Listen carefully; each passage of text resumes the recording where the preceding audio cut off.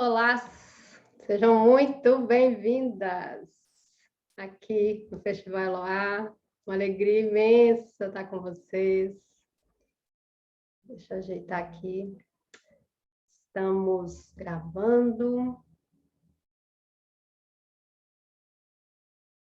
Tudo certo. Então, hoje vamos ter uma roda de conversa muito especial com essas convidadas assim do meu core, Jaqueline e Mariana. Bem-vindas aqui a esse círculo, a Tenda Vermelha. Tudo isso, essa celebração toda, é para comemorar 1 ano de existência desses grupos online que tanto têm enriquecido a vida de tantas mulheres. E aí eu chamei mulheres poderosas para estar junto com a gente nessa festa. E aí hoje temos pessoas novas no grupo. Sejam bem-vindas. Temos pessoas da tenda, sejam bem-vindas. Esse momento é nosso, vamos aproveitar. Vamos, sem mais delongas. Eu gostaria que vocês se apresentassem, Mariana e Jaqueline. Abra o microfone. Quem quer começar aí, Mari? Já abriu aí, pode falar, já que aí depois eu falo. Então. Gente, eu queria agradecer demais o convite, viu? Primeiro para a Júnia, querida Júnia, e nossa amiga de muitos anos, né? Mari também. É uma alegria muito grande poder fazer uma discussão dessa, mesmo que à distância, com duas pessoas que eu amo tanto, né? E que eu tenho tanta saudade de estar junto, né? A Mari sabe, assim, o quanto eu resisti às lives. Eu tive muita resistência com live, assim. Eu acho que eu entrei num processo de negação, né, com a pandemia, que eu tomei raiva de live, assim. E eu estava numa fase do meu doutorado que eu estava escutando muita aula de online, e eu já não suportava mais esse negócio de agora abre a live e tal, agora abre, né? Agora se inscreve nisso, se inscreve naquilo. E eu já, meu Deus do céu, que saco. E agora eu acho que as lives, elas estão ressignificadas, assim. Porque acho que criou para mim, né, falando da minha experiência, assim, do meu sentimento com esse formato, né? Para mim, o prolongar da pandemia foi criando um buraco gigantesco, assim, de distância das pessoas, né, do mundo. Eu que sempre tive dificuldade, assim, com redes sociais, fui me abrindo mais, criei um outro perfil, fui me colocando mais, né? Assim, fui deixando assim esse contexto das mídias digitais assim me abraçarem, né? Darem aquele acalento assim a solidão desse momento, né? E esse é um tema que já tem falado assim comigo há um tempo, já tem me incomodado, né? Algum tempo, que é a questão do sagrado feminino e da questão da feminilidade, né? Para quem não me conhece, eu vi aqui os nominhos, né, das pessoas que entraram. Eu conheço a Donília, querida, a Celi também, mas a maioria eu não conheço. Então, eu vou fazer uma apresentação breve. Eu sou a Jaqueline, eu estou morando em Aracaju, no Nordeste, mas eu morei muitos anos aí no Tocantins, morei 15 anos aí, entre Palmas e Araguaína, daí eu fui para Brasília, né? E morei mais 3 anos em Brasília e agora vim para cá. Estou nessa peregrinação aí, mas agora encontrei um lugar que eu pretendo ficar um bom tempo, né, se Deus permitir. E o tempo que eu fiquei no Tocantins, oi, Donília, Eu fiz a faculdade de psicologia, depois fiz o mestrado na Universidade Federal de Tocantins, né? E o meu mestrado, ele foi sobre gênero, e aí foi o primeiro contato que eu tive com essa temática, assim, com a questão de gênero, que entrou na minha vida, arregaçou tudo, mudou a forma como eu me via, né? O que eu queria para minha vida, o que eu achava que eu queria, né? E foi uma transformação bem potente, assim. Eu brinco com as minhas colegas assim da psicologia que os estudos de gênero fizeram mais por mim em 2 anos de mestrado do que nessa época eu estava com 5 anos de terapia. Assim, eu entendo que isso possa soar um pouco como uma crítica à profissão, mas é porque na época que a gente se formou, eu, a Júnia, né, a Mari também, era muito raro discutir gênero na faculdade, né? Então, os psicólogos das antigas, né, assim, que me atenderam naquela época, eles não tinham condição de fazer uma leitura que entendesse nessa perspectiva o que eu estava vivendo, né? Então, quando eu comecei a ler sobre feminismo, eu sou de uma geração que feminismo era nome novo, era coisa, né? Não fazia parte da nossa história, né?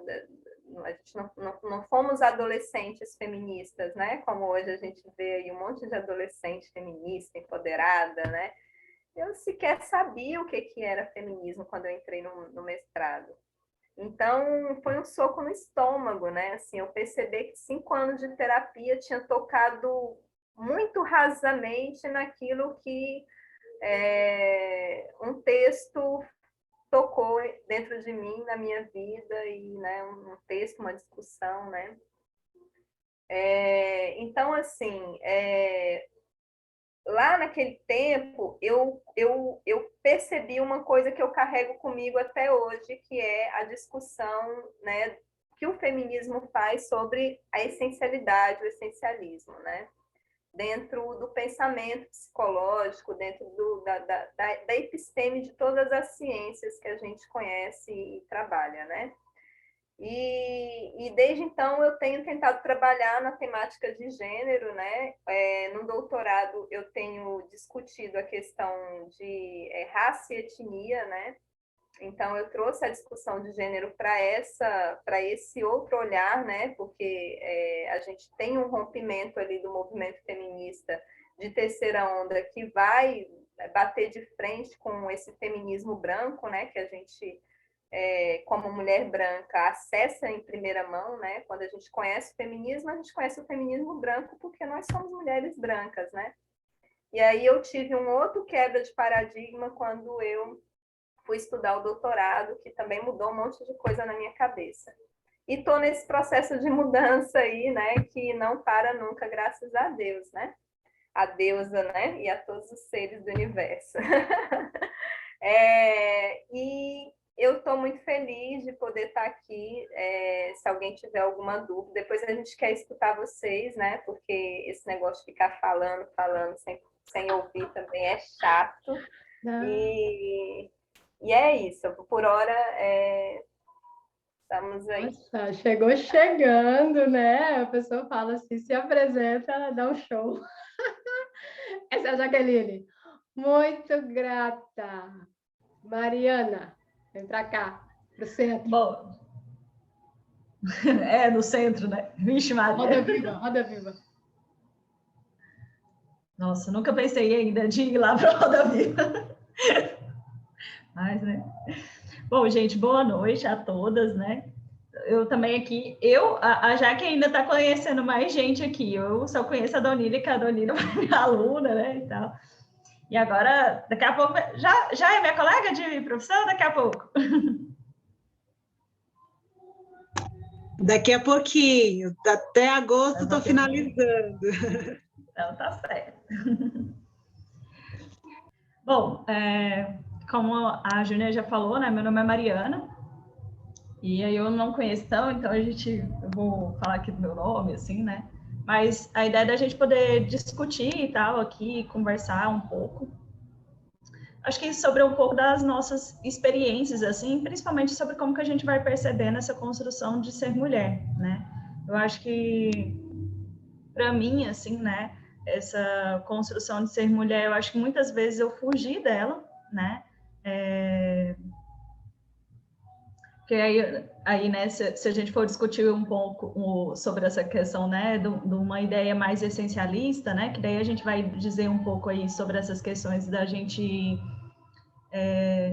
sobre o que é do feminino, o que é da mulher, né, e tal, com essas ideias, assim, eu acho que durante muito tempo eu fugi muito disso, né, do que era do feminino, e aí eu acho que vários processos de negação, e até talvez, né,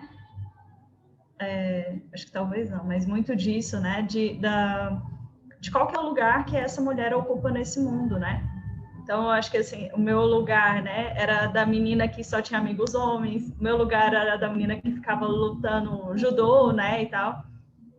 Tanto é que eu acho que eu só fui me encontrar com várias mulheres, assim, quando eu inventei de fazer psicologia. Porque o meu mundo sempre foi muito masculino, né? Então, acho que até, assim, essa ideia de começar a me reconhecer como mulher, eu acho que demorou muitos anos, assim, né? Porque o meu universo não era esse, né? Até mesmo como filha, assim, sempre fui muito tratada como se fosse o homem e tal, e não como uma mulher, né? E aí eu acho que com o tempo, assim, eu fui entendendo que não era... que tinha várias questões, né, do ser mulher, e acho que também, assim, com as questões de raça, né? Porque, como a Jaque falou, o feminismo que geralmente a gente conhece, ele é um feminismo branco, né? Porque, por exemplo, aquela história lá de dia 8 de março, né, ser o Dia das Mulheres, porque foram as mulheres que foram para poder lutar, né, na indústria, essa história nunca representou as mulheres negras, né? Porque enquanto essas mulheres elas estavam lá fazendo luta, as mulheres negras continuavam sendo escravizadas, né? Então, essa mesma luta, né, assim, que trazia e tal para as mulheres brancas, não era a luta que representava várias para as mulheres negras, né? E aí eu acho que assim, né, de poder ir conhecendo mais, né, e passando um pouco por esses processos, que eu acho que o curso de psicologia me proporcionou isso, acho que, e aí eu fico pensando muito, assim, né, que o fato da Jaqueline ter feito, por exemplo, esse mestrado e tal, que mexeu com ela em relação a gênero, acho que teve outras coisas que foram influenciando, assim, para mim também começar a pensar sobre isso e tal. Mas eu me recordo que um pouco antes da Jaque ir pro mestrado, assim, ela já trazia alguns questionamentos sobre isso, assim, né? E a Jaque sempre foi uma amiga que, para mim, eu acho que eu lembro assim que na faculdade, quando a gente estudava juntas, eu sempre adorava ficar conversando com a Jaqueline, porque aí depois eu ficava repensando várias coisas. Aí depois a Jaqueline foi embora, e aí a Júlia, que era essa minha amiga, que ficava fazendo eu ficar pensando várias coisas. Então, assim, para mim é eu fico muito feliz, né, de estar aqui nesse lugar com essas duas mulheres que eu acho que fazem eu ficar repensando sobre esse lugar, me reconhecer também sobre esse lugar várias vezes, assim, né? Bom, então acho que é isso, assim, né? Talvez antes de começar a chorar, porque eu sou chorona. E quem é você? O que você trabalha?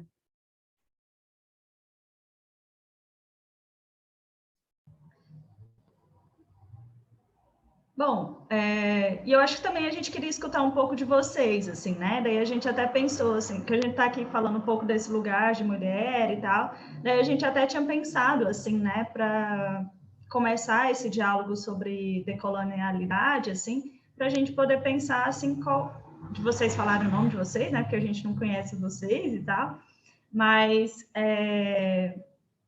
eu conheço só a Donita, né? Mas saber também o que é a referência de mulher para vocês, né? O que é... Existe uma pessoa que ela é a referência do que é ser mulher para vocês, né? Como que é essa pessoa? Quais são as práticas dela, né? O que liga vocês com essa ideia de chamar aqui de mulheridade, assim, né? Mas o que liga vocês a essa ideia de se reconhecerem como mulheres, assim? Enquanto elas vão pensando, Mário, fala para a gente como que você trabalha. Bom, várias coisas. Bom, eu sou psicóloga, né? Sou psicóloga, e daí eu me formei e fui ser coordenadora do serviço de psicologia, mas aí logo depois, assim, eu pedi para sair. E aí eu fui trabalhar num centro de defesa de direitos humanos, né? Que eu acho que para mim é uma outra referência, assim, para criança e adolescente, que é o SEDECA Glória Divone. Daí eu trabalhei lá durante 3, 4 anos, mas eu ainda continuo fazendo assessoria por lá, ainda me entendo como gente lá, assim. E aí, muito por causa das discussões, né, que tinham muito nesse trabalho, com as coisas que a gente fazia lá, daí eu fui fazer um mestrado em Brasília, lá no ANB, mas para poder pesquisar também sobre as questões de violência, em especial, assim, sobre como que as famílias ficam, né, depois que acontece uma violência sexual. Bom, e aí depois que eu retornei para o Tocantins, depois desse mestrado, assim, continuo fazendo algumas assessorias, assim, pensando nessas questões das violências, mas hoje, né, eu estou trabalhando na clínica e trabalhando também na Faculdade Católica do Unione em Araguaína, né, pensando nessa questão da formação também das pessoas, como que elas vão acolher, como que elas vão cuidar dessas pessoas, né? Em especial, assim, reconhecendo qual é o território que a gente está, na região norte, né? Que essas relações das violências, do machismo, elas são muito fortes nas nossas e muito presentes ainda, né? Então, como que a gente vai também pensar em outras frentes, né? Para poder enfrentar esse machismo, né? De outras maneiras, assim, que seja por nós mesmos, né? Ok, obrigada. Então, vamos nos apresentar. Cada uma abre o microfone e fala seu nome. Mariana fez uma pergunta. Quem quer responder? Se não quiser, também está livre. Né? Acho que eu vou começar. Boa noite. Me chamo Donília, moro aqui em Araguaína, Tocantins, estou finalizando o curso de psicologia. A Jaqueline e a Mariana são duas pessoas maravilhosas. Quando eu ouvi falar de gênero, a Jaqueline contando a história dela, foi através da Jaqueline mesmo, porque a gente tem uma matéria aqui, Psicologia e Relação de Gênero, foi onde eu me apaixonei. E eu venho estudando já há um tempo, né? É uma área que eu preciso trabalhar, que eu tenho que trabalhar, porque é uma área, assim, simplesmente apaixonante. O gênero, o feminismo, foram... Eu não sei se você lembra, Jaque, mas aquele evento que você fez com as 3 turmas, aquilo ali foi, assim, um marco, falando sobre as 3 ondas do feminismo. Então, foi a partir daquilo ali. A gente ouvia falar de feminismo e tudo mais, mas eu não entendia direito o que era, mas a partir daquele momento me tocou profundo. A gente já tinha uma experiência com algumas militâncias e tudo mais, mas aí eu costumo falar, agora a gente tem que ter o gênero, mas com embasamento, né? Tudo necessita. Mas é isso aí, gente. Que prazer estar aqui. Júnia Gomes, obrigada por ter me aceito. Te mandei uma mensagem lá, muito bom participar desse evento. Eu não vou poder ficar até o final, porque, inclusive, hoje eu tenho uma prova daqui a pouco e tenho também o grupo de gênero, sexualidade, que a gente está estudando, é um grupo muito massa, né? Mas é isso aí. Já que saudade, meu Deus. Mariana mora aqui, mas a gente quase não está se vendo, mas Jaque, que prazer te rever, viu? Um abraço, prazer te conhecer, Donília. Mais alguém? Prazer todo meu, muito obrigada. Obrigada. Pode abrir o microfone e falar, tá? Kênia, nossa representante da tenda. Não é todos da tenda, não, né? Não. Ah, não? Ah, desculpa, estou meio perdida, mas é porque eu gosto de participar de tudo. Eu não sei nem o que é, mas eu estou entrando. Às vezes eu não consigo acompanhar todas as mensagens do grupo. Aí eu vou só vendo assim, evento tal, evento tal. Aí eu fico tentando encaixar na minha rotina, né? Aí eu li o texto lá, no Tenda Vermelha, e eu gostei do tema, né? porque justamente eu vivo nessa busca também pelo feminino, né? A gente falando das nossas, acho que foi a Mariana que falou um pouco, né, dessa questão das nossas referências do feminino, como que isso ela tem peso, né, nas nossas relações. E assim, eu fui sempre cercada de mulheres muito fortes. E assim, no grupo eu fui entendendo que a gente muitas vezes se apoia no masculino para poder defender o feminino. Eu fiz isso muitas vezes. Eu não tinha consciência, né? Claro, eu fui descobrindo ao longo da minha vida. E aí, principalmente, quando eu acho que para mim o que foi mais marcante assim foi ter me separado com um filho pequeno. Eu digo isso porque eu tive que me apoiar no meu masculino para defender a minha família. E no momento que eu fui mãe solteira, né? Que é como a Júnia diz, não sei nem como me dizer que eu sou. Eu sou uma família. Eu sei que eu sou uma família hoje, né? Com outro formato, mas eu sou uma família. Mas eu demorei a cair essa ficha. Foi uma desconstrução também. Porque muitas vezes eu me coloquei como mãe, como pai. Muitas vezes eu me coloquei como tudo da minha família. Tentando estar nesse lugar, que na verdade a gente nunca fica, a gente não consegue, eu não consegui, né? Estava me causando muito desequilíbrio, justamente porque eu tive que alimentar muito o meu masculino por causa dessa realidade, de me defender, de estar sozinha numa cidade sem os meus pais. Então, muitas vezes, ser feminina para mim era ser vulnerável. Muitas vezes era... E eu não tinha essa defesa, porque quando eu não me sentia assim, né? Porque quando você mora com os pais, você tem o pai e a mãe ali para você pedir autorização para tudo. Só que quando eu me vi na situação de que eu não tinha mais, numa cidade sem os meus pais, e mãe e pai, que eu me coloquei nessa situação, aí eu comecei a ter grandes conflitos com isso. Porque eu sou uma família, mas preciso ser... Eu quero o feminino, mas eu não sou o marido, eu não sou o homem. Então, essa desconstrução aí, para mim, é conflituoso. Eu tive que trabalhar isso mais profundamente de 2019 para cá. Então, hoje eu estou aprendendo, hoje, assim, que eu falo de um ano para cá, eu estou aprendendo a alimentar o meu feminino. Tem momentos que é difícil, mas é libertador ao mesmo tempo. Então, toda vez que fala nessa desconstrução e nesse alimentar o feminino, sempre me chama a atenção esses temas, porque é justamente onde eu estou vivendo. Eu tive uma mãe muito forte, mas ao mesmo tempo que me ensinava sempre gostei também desse mundo masculino, mas eu sempre gostei das bonecas, né? Sempre achava lindo os vestidos da minha mãe.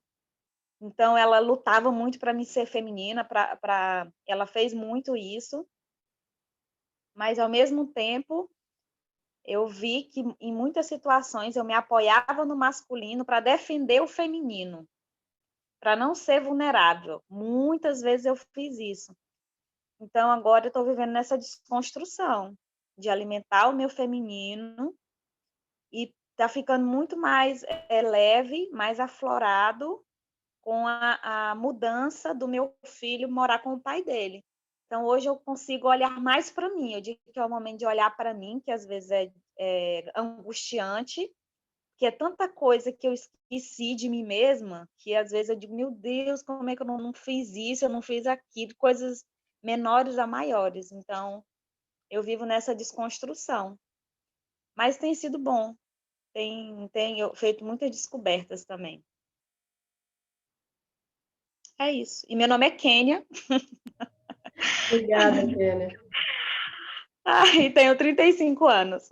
Obrigada. Alguém mais quer falar? Eu quero contar dessa história do feminismo também. Bem-vinda, Joana. Vai lá, Joana. Joana também é da tenda. Já que esse nome já deixa aí a referência aí para a gente, né? Então, eu falo para minha mãe, ela escolheu, botou o nome e falou, vai, minha filha, vai guerrear nessa vida. E tem sido muita luta por ser mulher. Eu não tenho essa referência das mulheres fortes na minha família. As mulheres da minha família, elas são machistas. Elas vivem para atender os homens. E outro dia, numa conversa com a minha filha caçula, eu disse para ela assim, que era uma coisa que não era exigência dos homens, era elas que se sujeitavam, elas achavam, se sentiam nesse papel.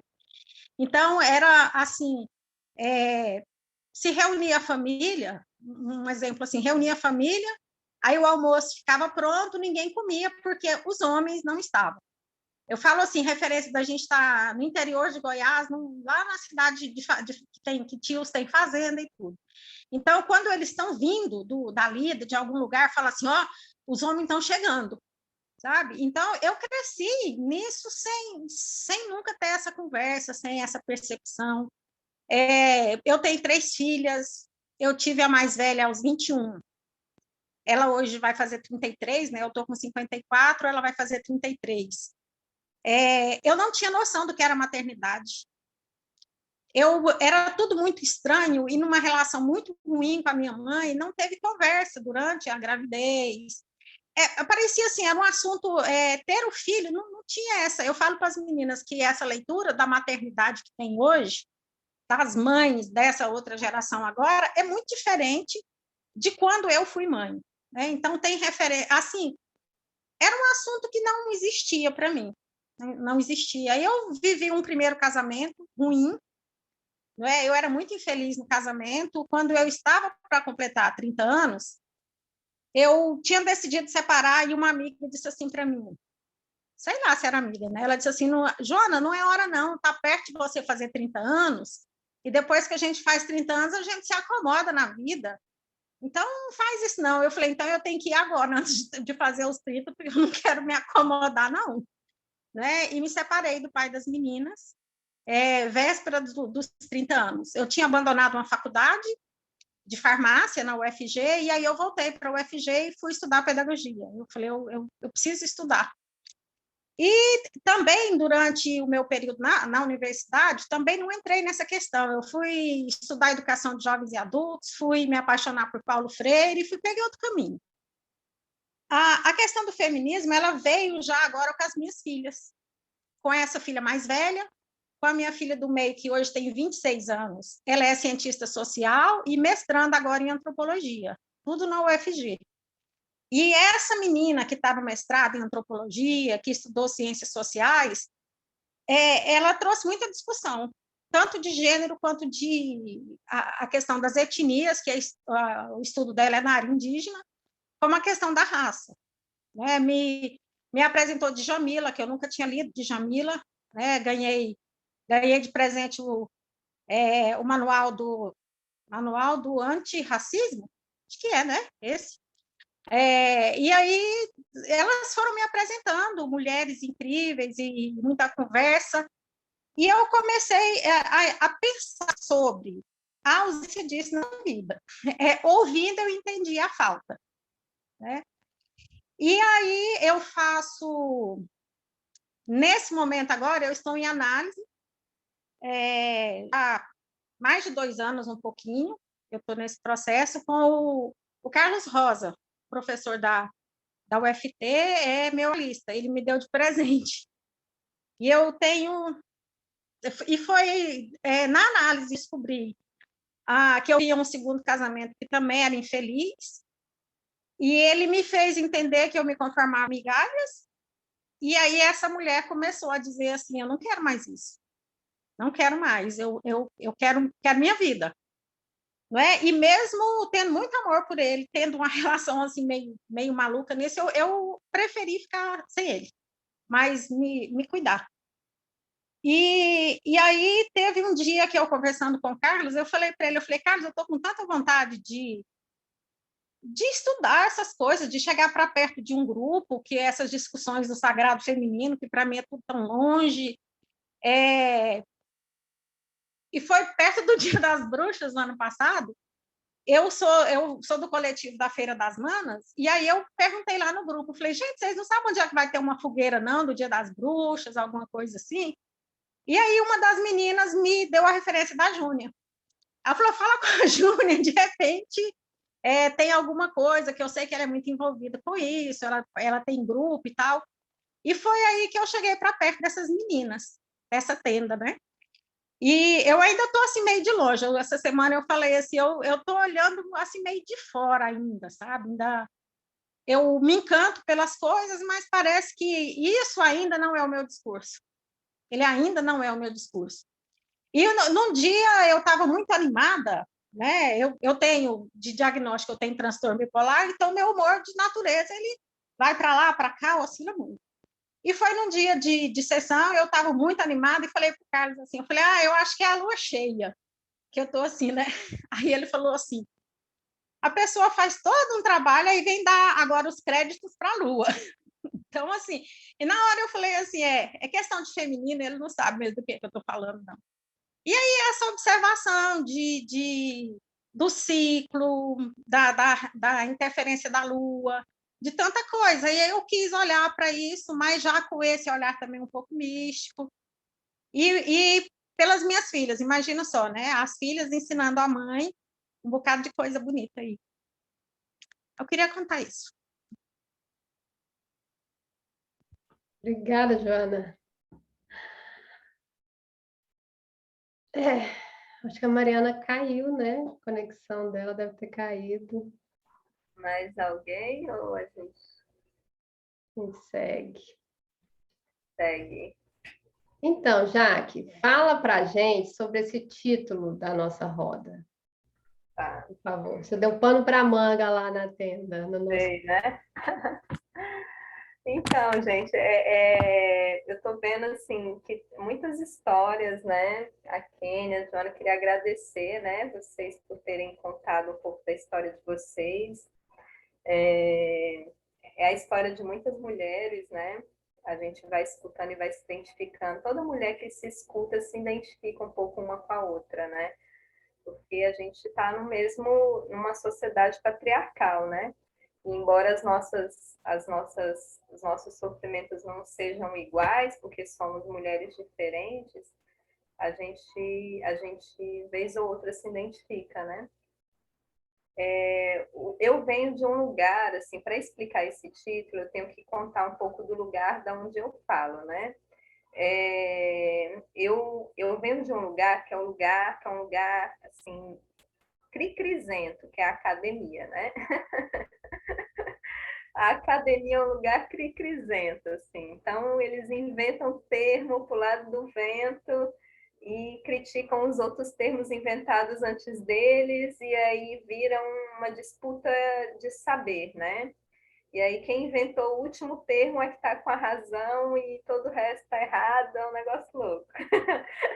Então, assim, eu acho muita graça, assim, né? Eu aprendi a não entrar nesses delírios de poder que a academia tem, né? Porque senão você é pego pelo laço do ego, da arrogância, e tem muito disso, né? No nosso meio.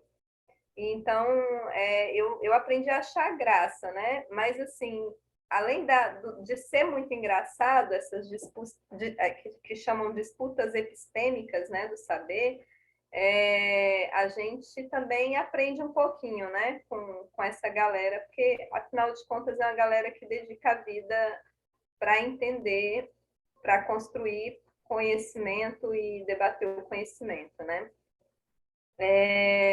Nem sempre eu fui da academia, não, tá? Assim, a academia, ela perpassa a minha vida.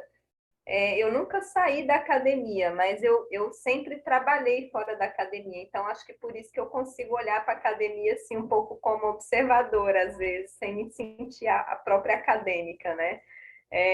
Eu trabalhei em CAPES, eu trabalhei em centro de direitos humanos, eu trabalhei em hospital, eu trabalhei como professora, eu fui trabalhei em abrigo, né, de meninas que sofreram violência sexual.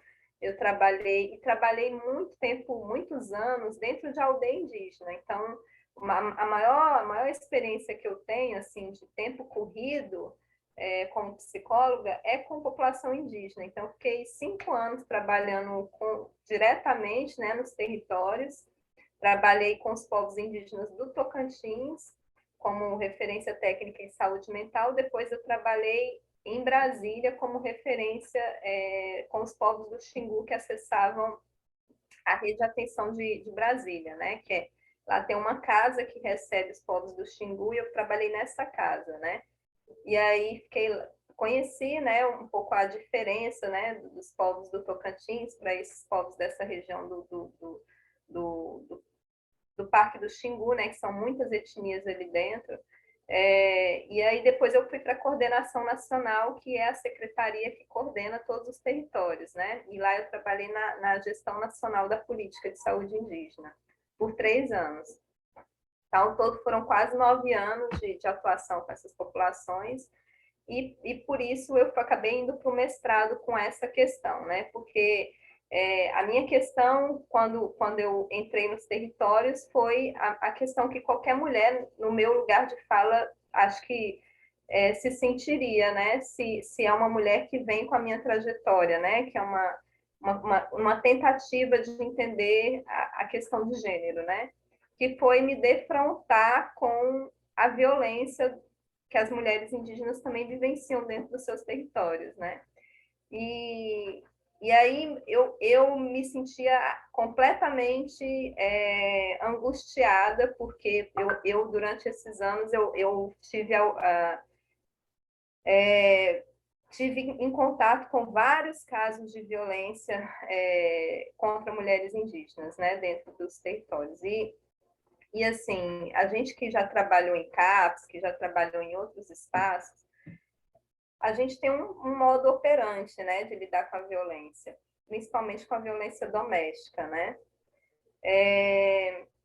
E aí, quando eu entrei dentro de uma área indígena, que eu lembro o primeiro caso que eu tive que acessar, assim, né, de violência doméstica, eu fiquei paralisada, porque eu fiquei sem reação, porque eu sou uma mulher branca, não indígena, dentro de um território indígena, né, vendo uma situação de violência doméstica. Então, isso me deu um nó na cabeça, assim, né? Como que eu vou denunciar para a polícia um indígena dentro do território dele, que não pode entrar a polícia, eles resolvem tudo lá dentro do jeito deles, só que nem sempre o jeito deles é muito justo com a mulher, né? Mas quem sou eu para dizer que não é justo? Uma coisa, né? E aí eu fiquei numa sinuca de bico com essa questão muitos anos, assim, muitos anos, às vezes enfrentando, sofrendo ameaças, às vezes, dos homens na aldeia, né, por estar enfrentando questões que eles julgavam não serem da nossa alçada, mexer, né, porque sempre que uma mulher sofre, eu brincava assim, né, depois de um tempo que eu já estava meio cascuda com essas histórias, eu brincava assim. É engraçado porque parece que o branco só se preocupa com a cultura dos povos indígenas quando tem uma violência contra a mulher, porque de resto ninguém está preocupado em preservar a cultura. Mas quando tem uma violência contra a mulher indígena, é uma preocupação danada com o jeito cultural de resolver isso. Então, assim, a mulher em qualquer sociedade, ela vive suas opressões, né? E aí eu aprendi, e aí eu levei isso para a academia, que é quando eu descubro esse termo, né, decolonialidade, descolonização e tal, todos esses termos aí que eu não conhecia. E eu fui aprender com a Rita Segato, né, que é uma antropóloga que eu recomendo muito, assim, conheci ela lá em Brasília. Tive aula com ela, tive aula com ex-companheiro dela, que é o Zé Jorge também, que é um antropólogo muito bom nessa área, que eles vão esclarecer, assim, na verdade, a grande pesquisadora sobre feminismo e decolonialidade é a Maria Lugones, né? Que eu até mandei um texto para vocês aí. Só que a Rita vai contradizer ela nesse interim, né, das populações indígenas, porque para Lugones, as populações indígenas, elas é como se o gênero não se a nossa problemática de gênero não contemplasse a problemática das mulheres indígenas, ou seja, a questão de gênero não é uma questão para eles, né? A Rita Segato vai dizer que não, que isso é mais uma forma de invisibilizar a violência contra as mulheres, a opressão, é tentar apagar a importância, o poder do masculino mesmo nesses espaços, né? E aí a Segato vai dizer que o patriarcado ele é anterior ao processo de colonização, que a decolonialidade vem dessa problematização entre o que eu entendo por descolonização e o que eu entendo por processos permanentes de colonialidade. E aí eu vou tentar explicar isso de um jeito que fica claro. Porque, vou pegar Fanon, né? Frantz Fanon, que foi um cara que é um psiquiatra importante, francês, mas que a gente pode até brincar que ele é argelino, né? Que ele lutou na Guerra da Argélia, né? Na África. Mas ele nasceu na Antilha, né? Só que daí ele, com o processo de colonização, ele foi levado para a França, assim. Isso, é. Ele é exato. Antilhano.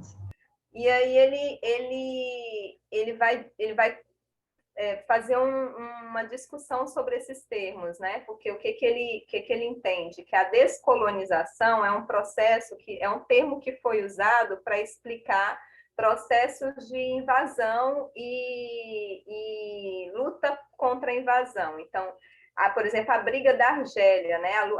O genocídio praticado pela França na Argélia, né? Que o Frantz Fanon vai, inclusive, entrar na guerra, brigar, né?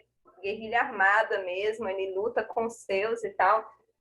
E aí ele vai dizer assim, não, a descolonização é o que a gente fez lá na Argélia, né? Que é tentar expulsar os colonizadores do nosso território, que eram os franceses, né?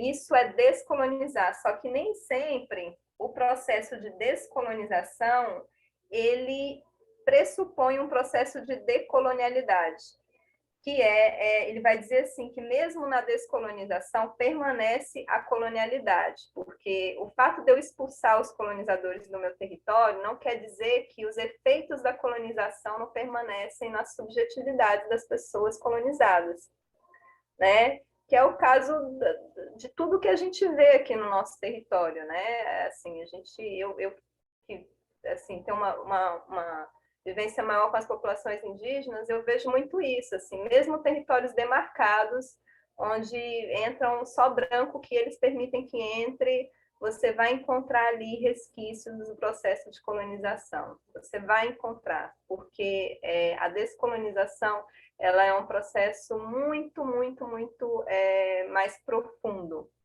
E aí a decolonialidade pressupõe uma briga epistêmica, né? Que é uma coisa bem mais profunda do que descolonizar.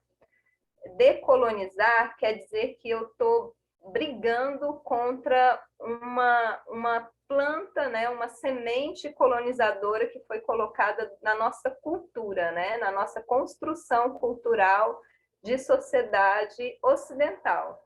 Tudo que é ocidental é colonizado, tudo. Nada escapa ao processo de colonização. Então, assim,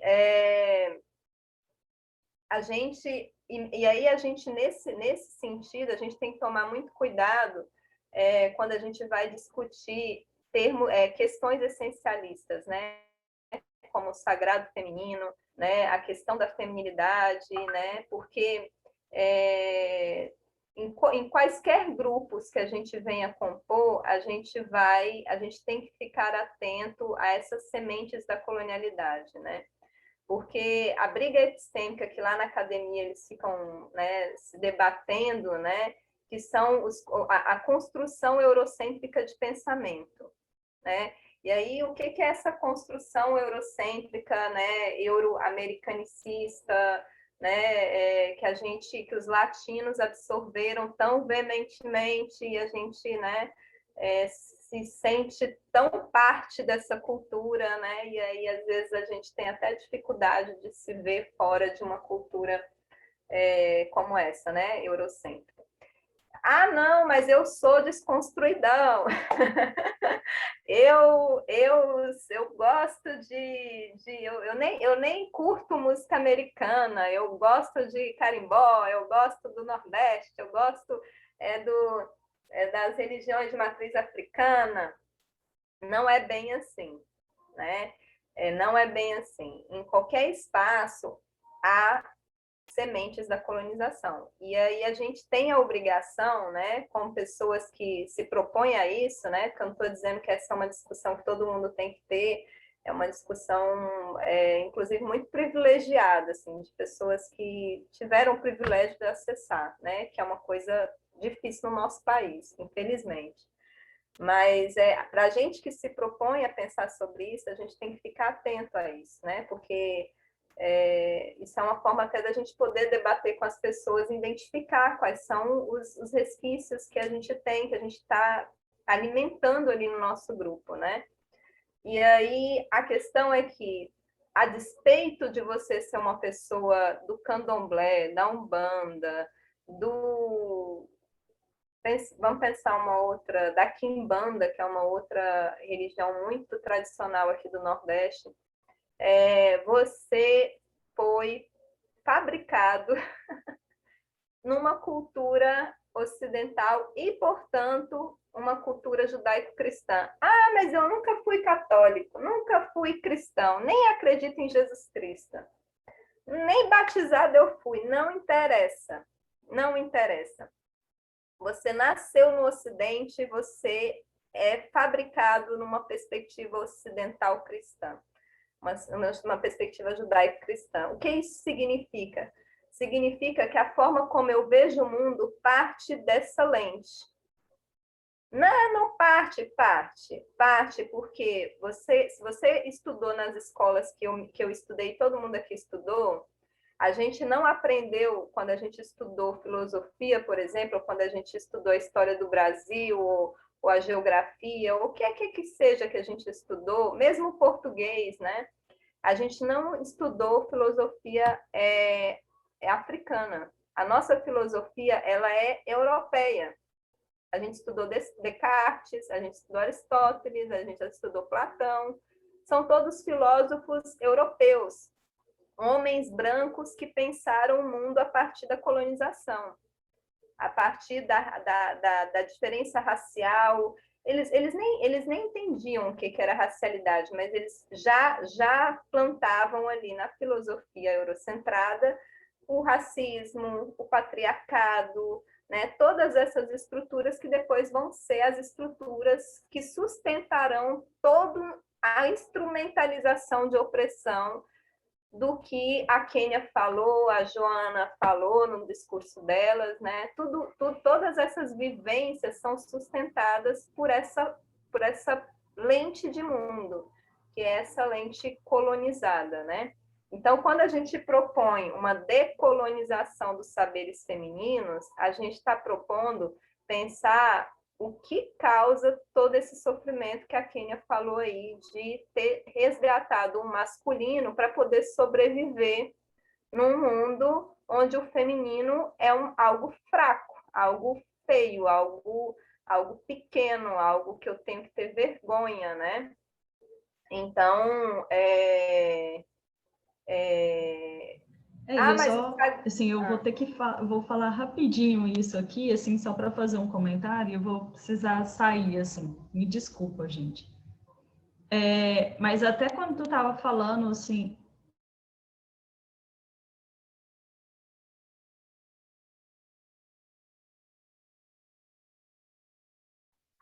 Acho que a Mari está com dificuldade com a internet.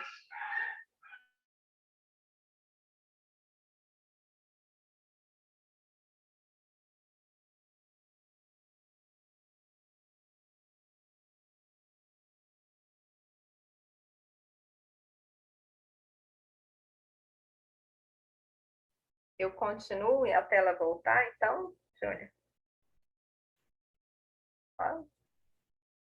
Tá. Então, assim, quando a gente propõe uma decolonização dos saberes do feminino, a gente está pensando no que causa todo esse sofrimento que leva a Quênia, por exemplo, a buscar no masculino para poder sobreviver como mãe solteira, né? Por que isso acontece? Com a maioria de nós, né? Assim, de formas diferentes, claro, né? Por sermos mulheres com classe e raça diferentes, mas quantas de nós não tiveram que buscar no masculino em algum momento da vida para ser respeitada, né? Ambiente de trabalho, né? Porque a gente sempre, quando a gente vai falar desse tema, a gente sempre dá o exemplo da Dilma Rousseff, né? A Dilma, ela tem uma postura muito masculina, né? No jeito dela se portar, do jeito dela falar. Mas você já pensou uma mulher presidente num país machista como o nosso, com o feminino aflorado, se ela não ia ser destruída? E mesmo com uma postura masculina, as pessoas fizeram o que fizeram com ela, né? Aqueles adesivos horríveis, né? Aquela tentativa de destruir o pouco feminino que ela ainda tinha, né? Assim, então, assim, inevitavelmente as mulheres fazem isso.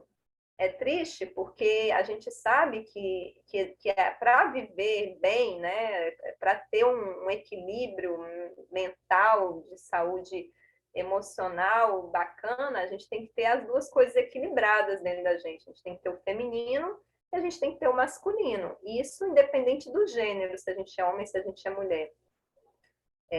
Mas a gente pega no masculino porque o masculino é que é respeitado, infelizmente, né? Agora, o problema da gente, eu acho assim que esses círculos do sagrado feminino são excelentes porque eles, assim, em determinado aspecto, porque eles retomam o feminino como algo potente, porque historicamente o feminino é algo frágil e fraco, é sinônimo de fraqueza. Então, eu vejo esses grupos como grupos que tentam desconstruir isso, né? Que é uma herança da colonização. E aí, quando eu falo herança da colonização, estou falando que a gente é uma sociedade que já foi matriarcal, né? E aí, o processo de colonização sobrepõe o masculino sobre o feminino, né? Todo o processo de colonização é patriarcal, não existe colonização sem imposição do masculino, né? Porque todo o processo de colonização é violento com as mulheres. Então, e aí esse enfraquecimento do feminino, né, é o que possibilitou que o masculino violentasse todas as culturas que ele dominou.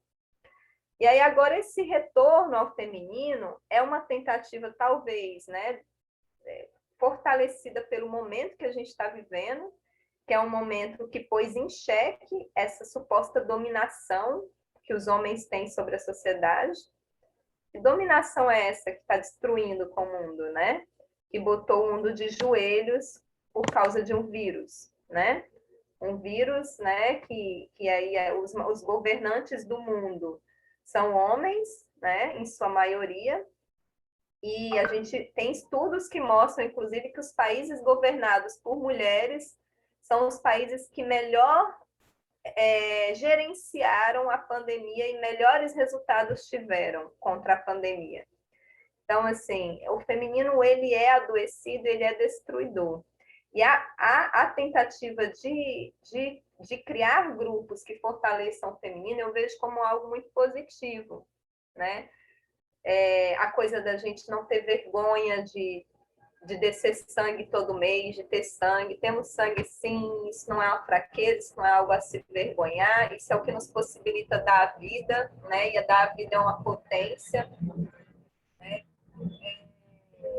Que nos orgulha do nosso papel de cuidado, sim, porque sem um cuidado não se sustentariam as famílias nem a sociedade, que nos lembra do nosso poder de governar as nossas vidas, né? E do quanto os homens são muito mais dependentes do que nós, e eles nos levaram a crer que a dependência é feminina, quando, na verdade, eles sobrevivem da dependência do nosso cuidado, né? Então, esses grupos, eles têm uma potência gigantesca. O que não pode, e aí retornando ao discurso do essencialismo, o que não pode é a gente levar a discussão para o que a segunda onda do feminismo lá atrás criticou, que é o sagrado como o feminino como algo essencial ligado ao corpo, à materialidade do corpo, que é o que a teoria queer, a Judith Butler, toda essa galera aí de terceira onda do feminismo vai desconstruir, vai dizer assim, epa, galera, não tem nada a ver com corpo, não tem nada a ver com ter um útero ou deixar de ter um útero, tem a ver com identificação, com o que você se identifica. Sendo homem ou sendo mulher, você vai ter que equilibrar essas energias dentro de você. O masculino e o feminino tem que residir aí dentro, para te trazer paz, para te trazer equilíbrio. Agora, esse movimento ele tem que incluir as mulheres trans, né? Eles têm que incluir as mulheres que não querem menstruar, porque, acima de tudo, o maior poder que as mulheres conquistaram com toda essa luta aí por direito, por acesso, por tudo, tem a ver com eu poder decidir sobre o meu corpo, né? Enquanto o corpo o nosso corpo ele foi gerenciado pelos homens e pelo Estado, né? Em qualquer momento da história você vai ver um ou outro decidindo o que as mulheres têm que fazer com os corpos delas. Não é os homens com a maternidade compulsória, dizendo que a mulher foi feita para maternar, né? E aí as mulheres acabavam sendo mães sem querer ser mães, tendo família sem querer ter família, etc. e tal. Em outro momento, era o Estado decidindo que as mulheres tinham que amamentar, que as mulheres eram, né, amamentação compulsória e é uma obrigação da mulher, e a mulher que não amamenta é feia, é ruim, é mal mãe, né, é uma criatura horrenda. E aí, cadê, né? Cadê o direito da mulher de decidir sobre o corpo dela? Então, assim, se tem uma coisa que o movimento feminista fez pela mulher, foi resgatar a pertença do corpo dela. Então, sim, se a mulher não quiser menstruar, ela não é menos sagrada, o feminino dela não está menos reverenciado por isso, né? Se ela não quiser ser mãe, ela não é menos mulher por isso. Se ela não quiser se casar, ela não é menos cuidadora, né? Então, a gente tem que ter esses cuidados, assim. A minha orientadora, que é uma pessoa que eu respeito muito, assim, pela trajetória de construção nessa discussão que ela tem, ela fala uma coisa que eu acho que é fantástica, assim, fundamental para a gente nessa discussão. Ela fala assim, os homens, eles foram criados para serem egocentrados. E as mulheres foram criadas para serem heterocentradas, né? E isso é um baita de um problema na nossa vida, porque enquanto os homens fazem muitas coisas que eles amam trabalhar, eles amam ter amigos, eles amam sair, eles amam viajar, eles amam ter um cachorro, eles amam construir uma casa, eles amam possuir, conquistar, né? Ter uma carreira, as mulheres amam os homens. Então, as mulheres limitam as potências dela a ter uma vida centrada em ter um parceiro ou uma parceira. E aí, nesse sentido, as mulheres são heterocentradas, ou seja, elas se centram a vida delas em torno dos relacionamentos. E aí, eu posso dizer, eu acho que a Júnia vai concordar, todas as minhas colegas que atendem consultório vão concordar com isso. Quase 100% dos casos das mulheres em terapia tem a ver com relacionamentos amorosos. quase todos os casos. Os adoecimentos são em torno de alguma coisa amorosa que viveu, ou quis viver, ou deixou de viver, ou tem sonho em viver, ou acha que, né, os maiores adoecimentos em clínicas têm a ver com o foco é uma outra pessoa, um amor romântico, algo nesse inteirinho, né? Os homens, não. Geralmente é a carreira, é a potência sexual, né? Então, assim, a gente tem que se reconectar, né, com esse feminino, entender a potência que esse feminino tem, né, para não cair nas ciladas de um mundo onde as mulheres, né, são criadas para serem subjetivadas a partir dos relacionamentos amorosos, né? E aí a gente joga a primeira pedra, quem nunca, né? Mas a gente está aí na luta por identificar isso nas nossas vidas, né? Perceber esses processos que são repetitivos na maior parte das vezes, né? Se reconciliar com esse masculino dentro de nós, porque ou a gente vai de 8 a 80, né? Ou a gente se conecta com o masculino para se sentir alguém nessa sociedade e rechaça o feminino, porque o feminino é algo que só me trouxe sofrimento e tristeza. Ou a gente vai para um outro extremo também, que eu vejo muitas amigas nesse processo, assim, de sagrado feminino, eu odeio o masculino, e o masculino é horrível, e eu não quero saber do masculino na minha vida. E, cara, masculino é importante, o feminino é importante, são duas potências que a sociedade ensinou a gente a rivalizar. Não é para ser rivalizada, né? O feminismo não está em busca de se sobrepor aos homens, de humilhar homem, de destruir o masculino. A gente quer ser igual, é só isso. É só isso. Vou deixar... Uau! Que aula! Jaqueline Calafate, muito grata, amiga, muito grata. Acho que já abriu assim, foram várias abas assim abertas de vontade de pesquisar, né, garotas? Que presente te ouvir nessa noite, nesse sextou aqui no Festival Eloá. Nossa, muito grata. A Mariana teve um problema na internet, caiu. Ela já tinha caído antes, aí caiu de novo, então ela não vai voltar. Somos nós aqui, já nos encaminhando para a reta final, né? Tem 1 hora que a gente está conversando, a gente se propôs a ficar 1 hora, né? Então, se vocês tiverem alguma pergunta, coloca no bate-papo. Enquanto isso, Jaqueline, o que você... Eu acho que você já explanou tudo que a gente tinha, que eu gostaria de falar, né? E de uma forma muito clara, muito objetiva e bem prática, né? Eu acredito que todas nós nos identificamos e quem vai ouvir essa gravação também vai se beneficiar, né? Então, realmente é um presente mesmo poder estar te ouvindo aqui. Então, eu queria que você começasse, assim, suas considerações finais, o que você quer deixar a mais, assim, o que você acha? Esse é um grupo bastante heterogêneo, né?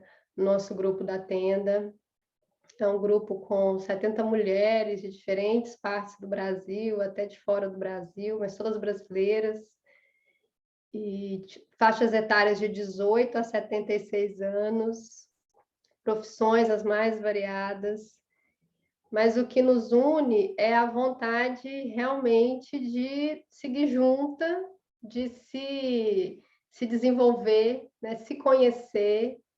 A gente não tem bandeiras, né?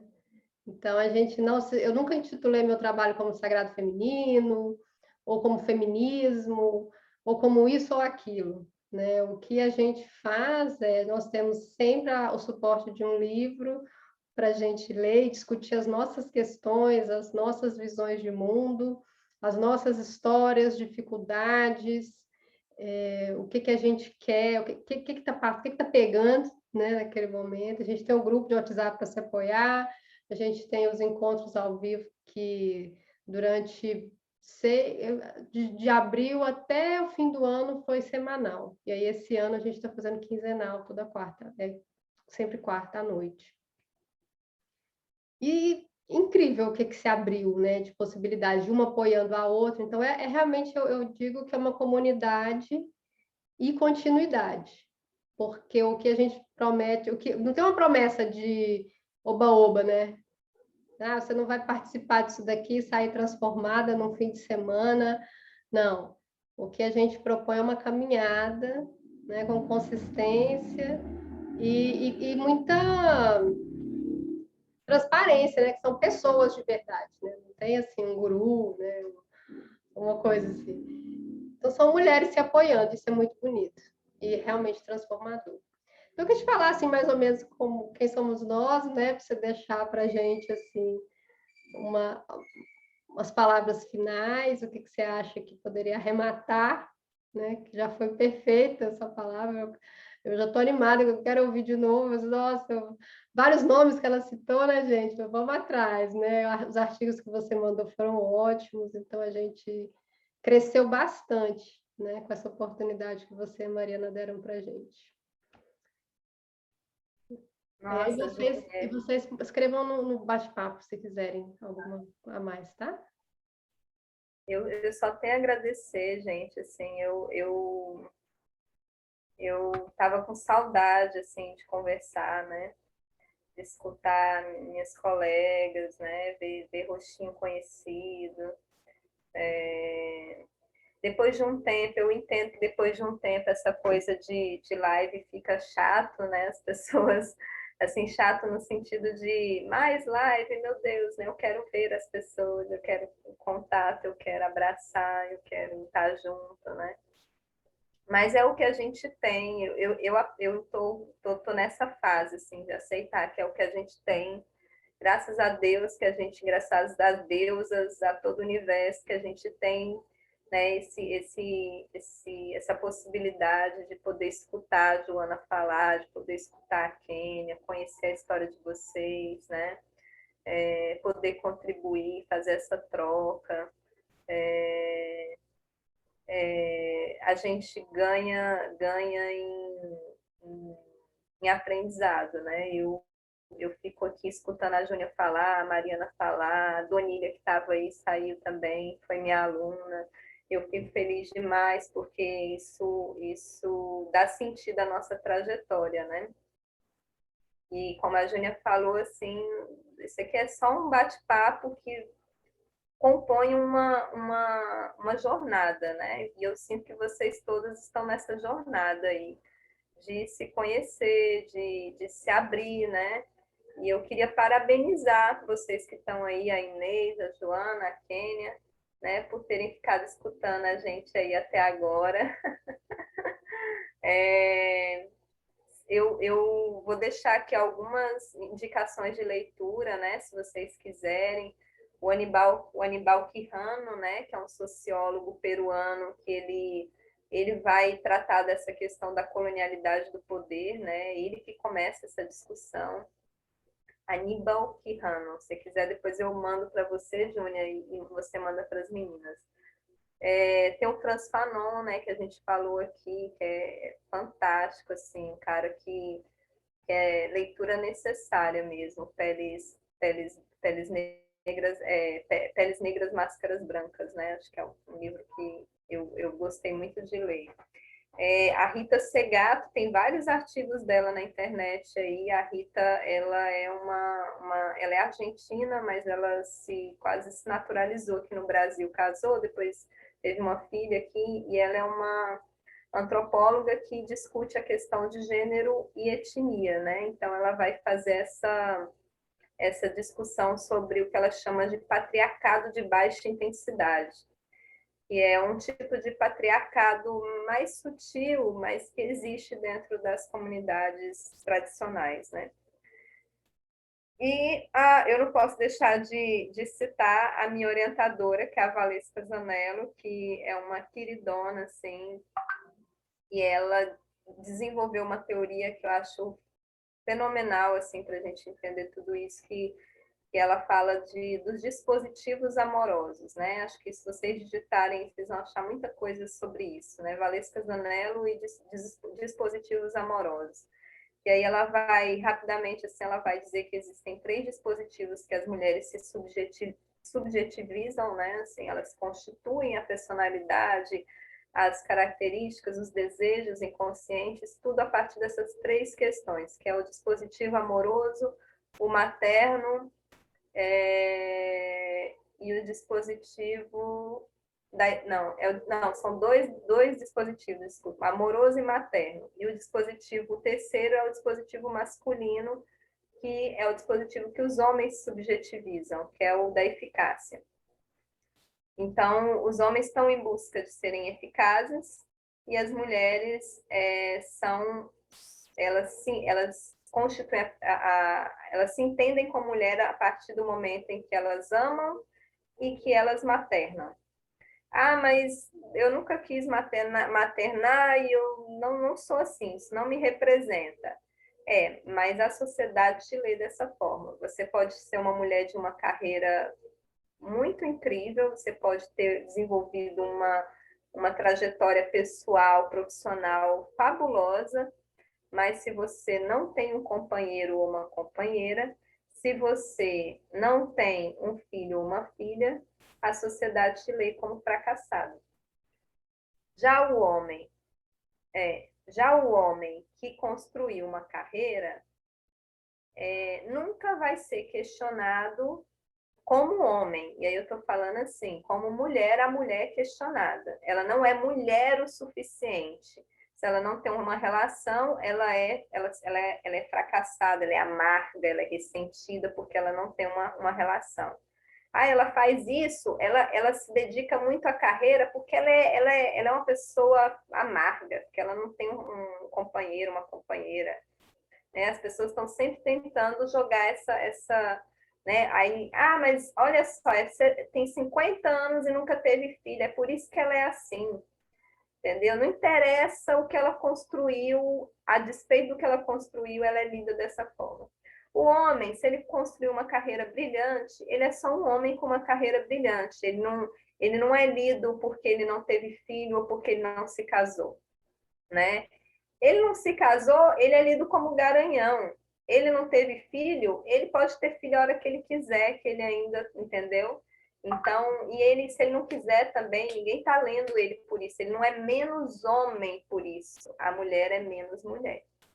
Então, o que a Valesca está querendo dizer com essa leitura de dispositivos dela é que os homens se beneficiam muito mais de uma relação com uma mulher do que uma mulher se beneficia de uma relação com um homem. Por quê?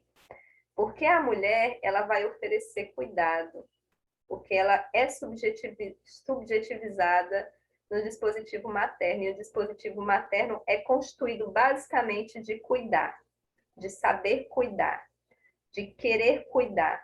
Se ela não tem um filho, ela vai cuidar de um companheiro, ela vai cuidar de uma mãe, ela vai cuidar de um pai, ela vai ser a pessoa do cuidado. E então, os homens, eles se beneficiam dessa característica feminina. Então, numa relação, o homem ganha infinitas vezes mais do que uma mulher numa relação com o homem, porque o homem, ele não oferece cuidado, né? Ele não oferece cuidado. Então, a Valesca, ela fez uma pesquisa muito interessante de relacionamentos, níveis de satisfação entre casais héteros e casais homoafetivos.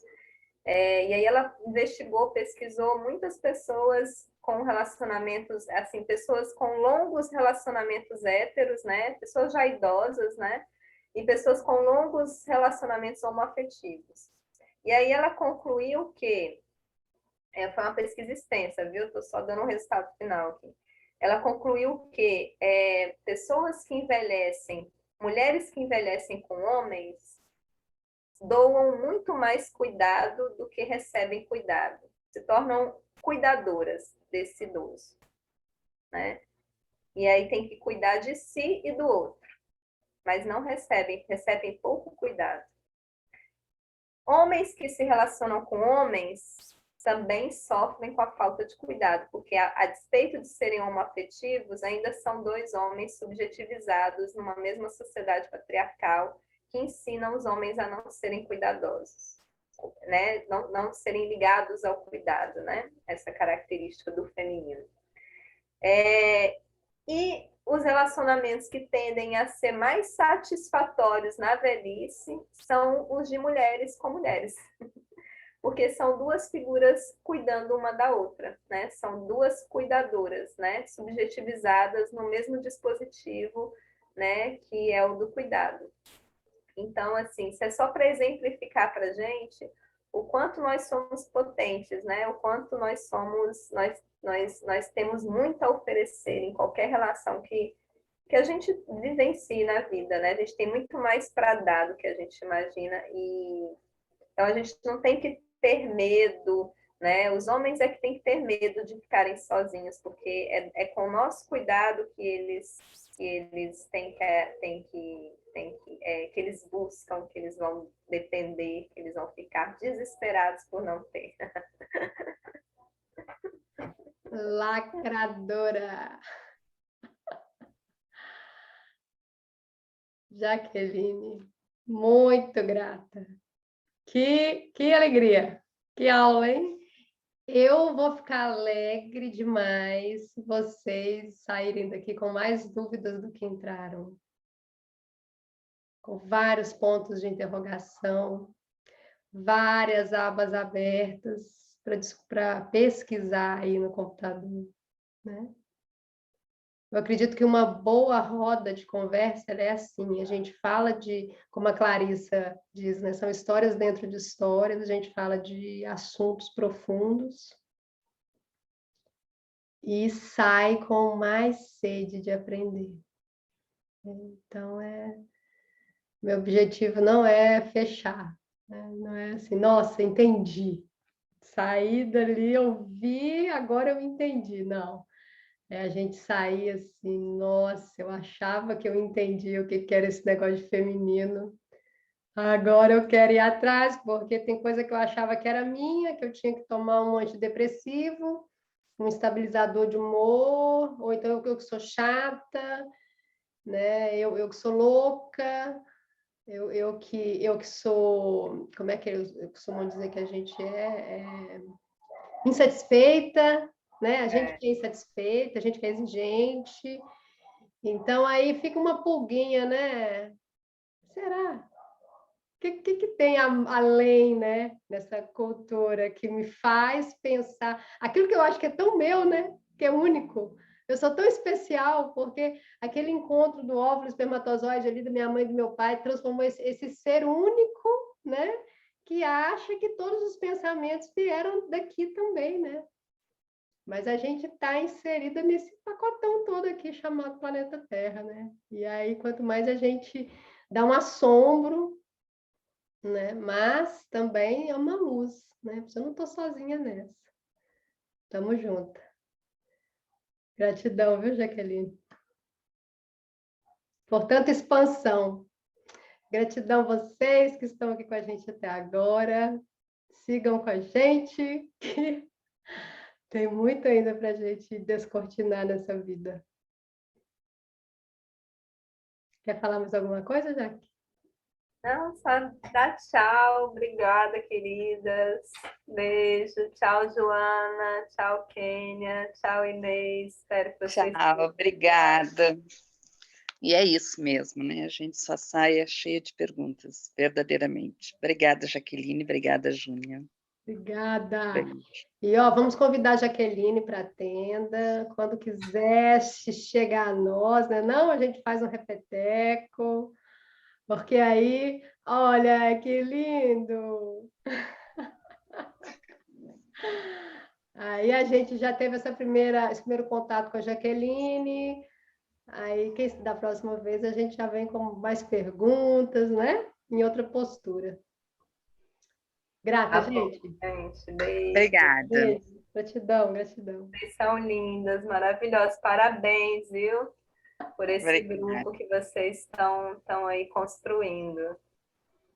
Somando sempre, né? Obrigadão. Beijo. Beijo.